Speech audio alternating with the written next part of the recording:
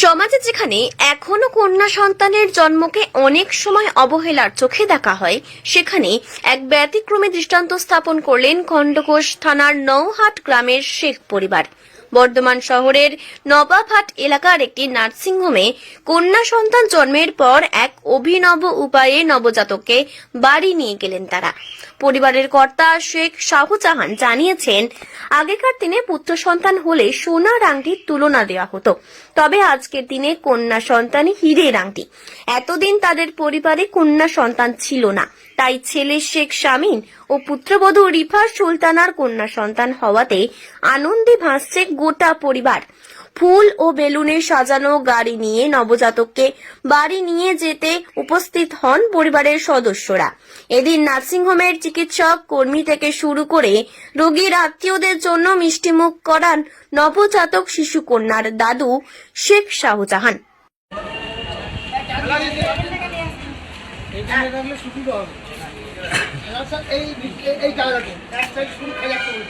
বিরল এরকম দেখা যায় না।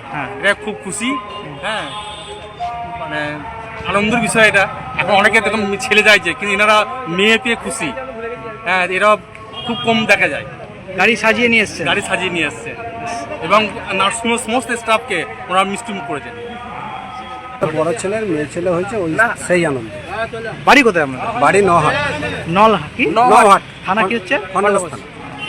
ওনার বাচ্চা মানে কন্যা সন্তানের জন্যই আপনারা গাড়ি এইভাবে সাজিয়ে এখন বাড়ি চলে যাচ্ছেন, তাই তো? হ্যাঁ।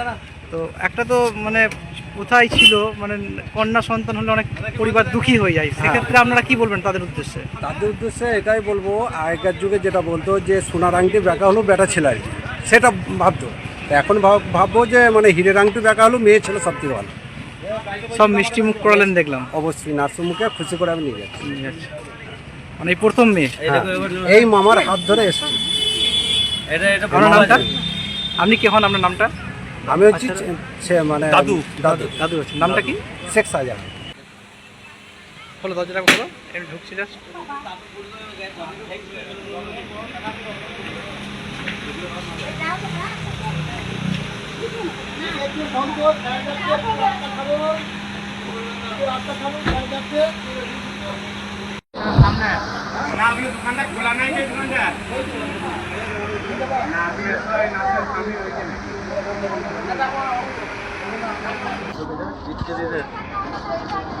আসি দাদা। তুই তো উঠে যাবি না?